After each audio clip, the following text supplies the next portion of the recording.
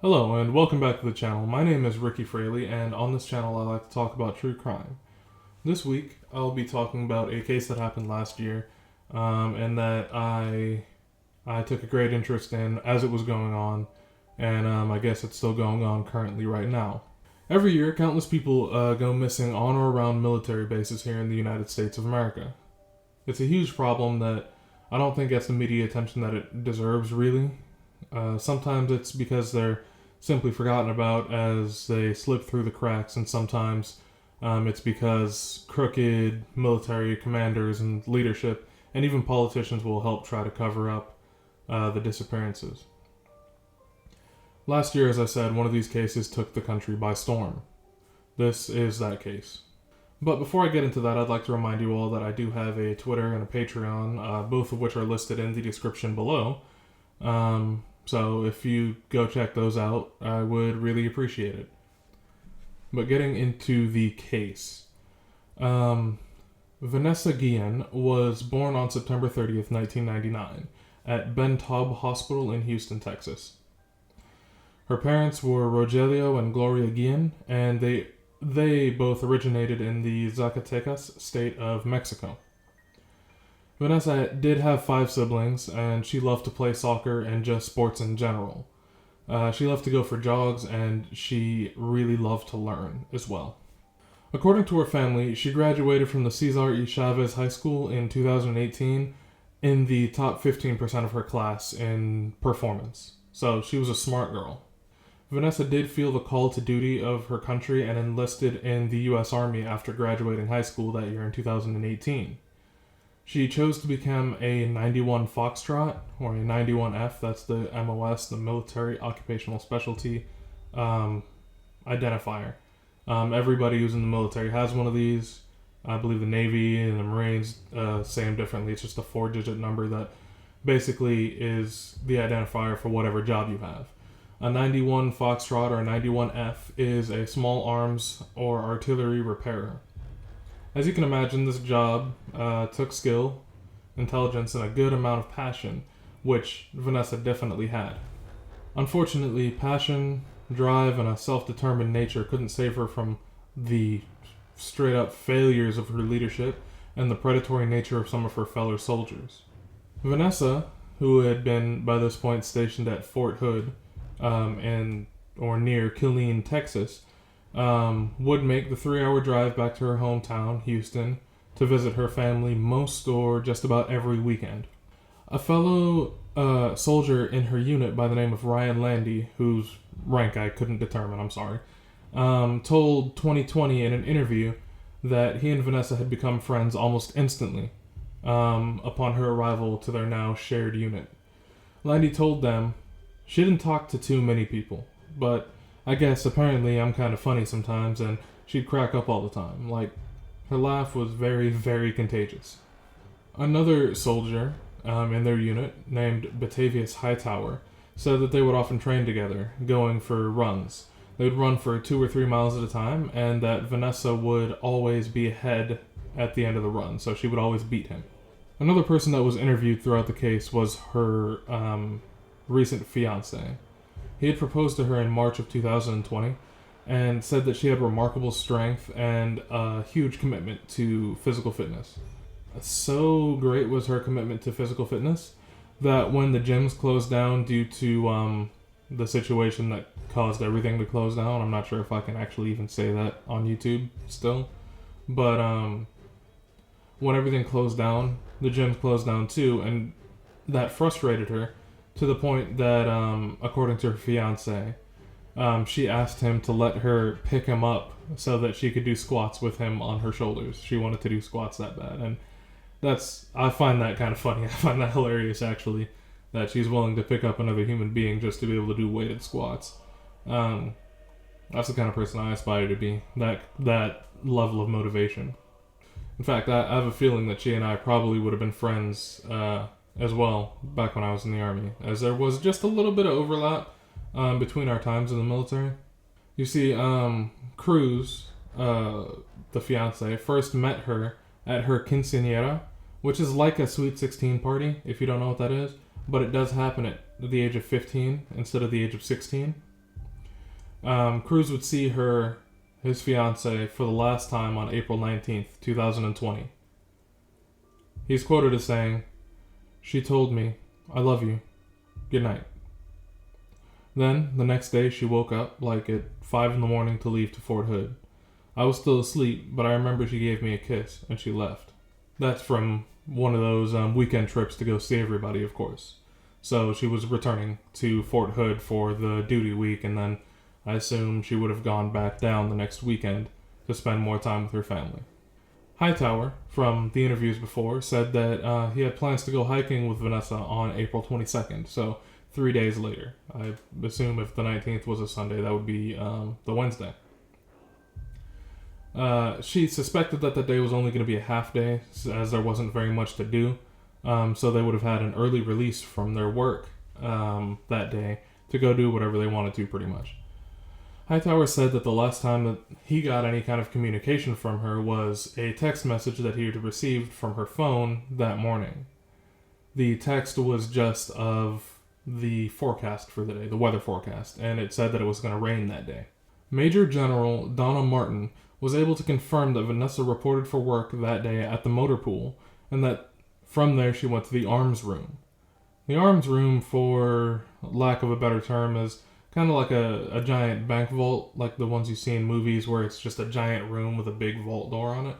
And it's pretty much just like that, but it's used to store all of the firearms and any other sensitive items and equipment that the unit needs stored in a safe location. Her bank card, her ID, and the keys to both her barracks room and her car were found inside, but there was no sign of Vanessa anywhere in there. Her last known correspondence with anybody was a text that she sent at 10:23 a.m. confirming the serial number of one of the weapons that she was working with.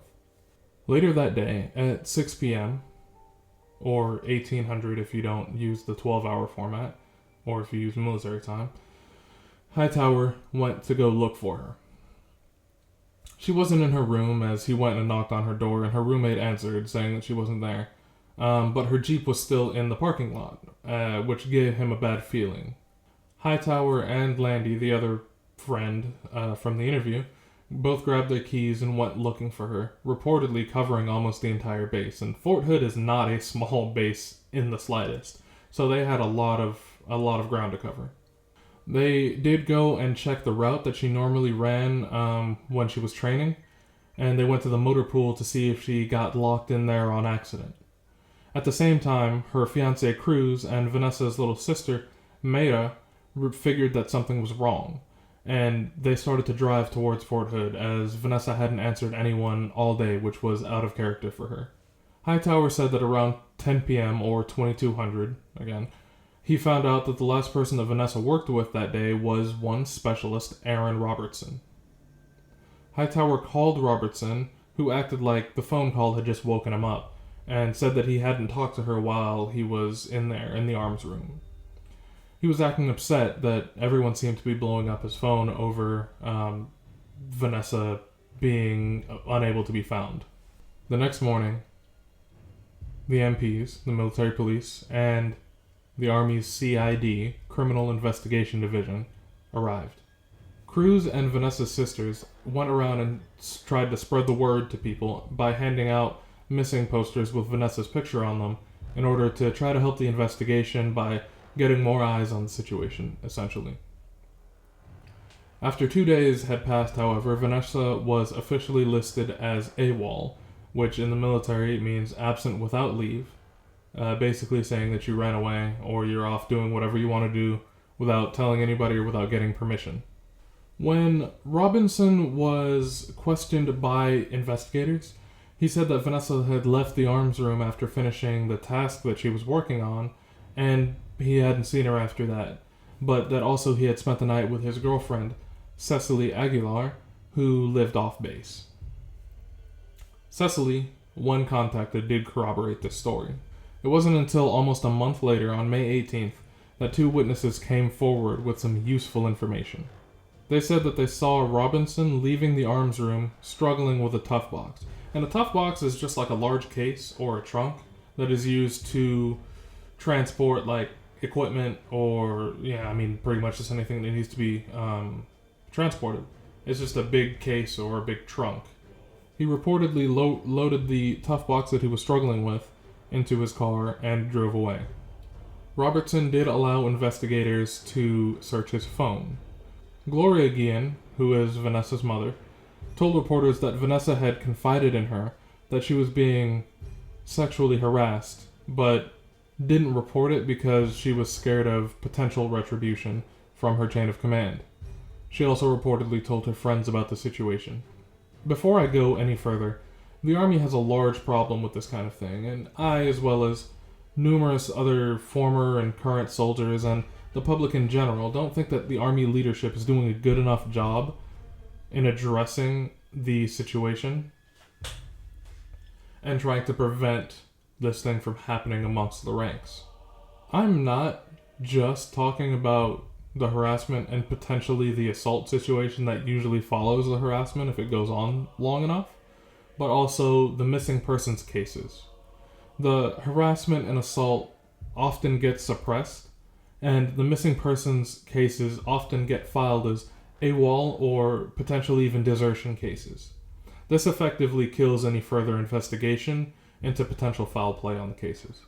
So moving forward on this case in particular, on June 18th, which was 2 months after Vanessa disappeared, skeletal remains were found in Killeen, close to the base.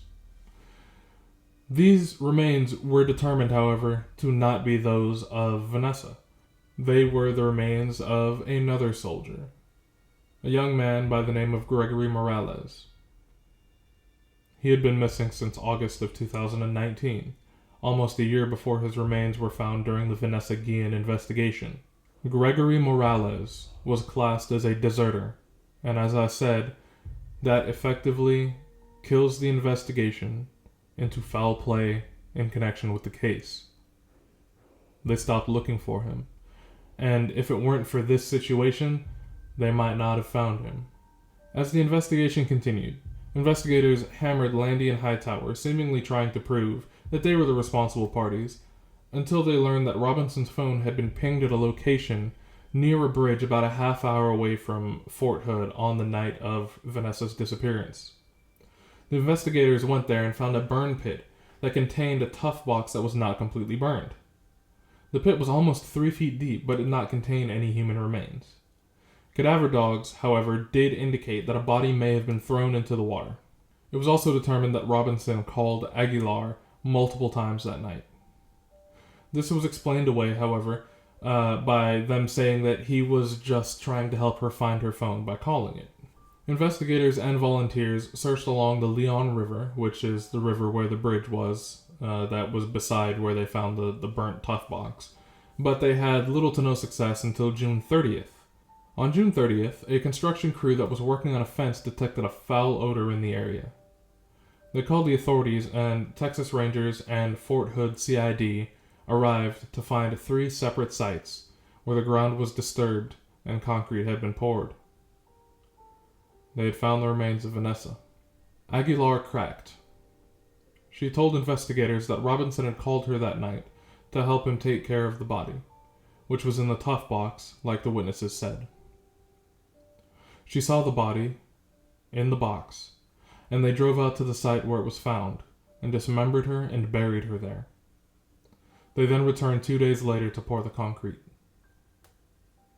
They were both taken into custody, where Robinson was interrogated and allowed to call Aguilar, who agreed to let them record the phone calls. Robinson did not deny anything on the phone, but was able to eventually escape and sprint out of custody. He was able to evade capture before jumping into a car and taking off. By the time that anyone was able to catch up to him, he had produced a firearm and taken his own life. Body cam footage of the incident exists but has not been released to the public. The family and friends of Vanessa found out about her remains being found and the confirmation of her death through the media. Her fiancé, the man who was going to marry her, found out when he saw it trending on Twitter. Aguilar was charged with conspiracy to hide and destroy evidence in connection to Vanessa Guillen's death, along with 9 other charges, and pled not guilty to all of them. A date has not yet been set for trial. This case deeply upsets me. Thank you all for joining me in the retelling of this case, as it's important to remember the victims for who they were, and not how their lives ended. Remember, we are never truly gone until we are forgotten, and my goal here is to help ensure that that never happens. For their help in doing this, I'd like to thank my patrons for their support, and until next time, stay safe. I love you all. Goodbye.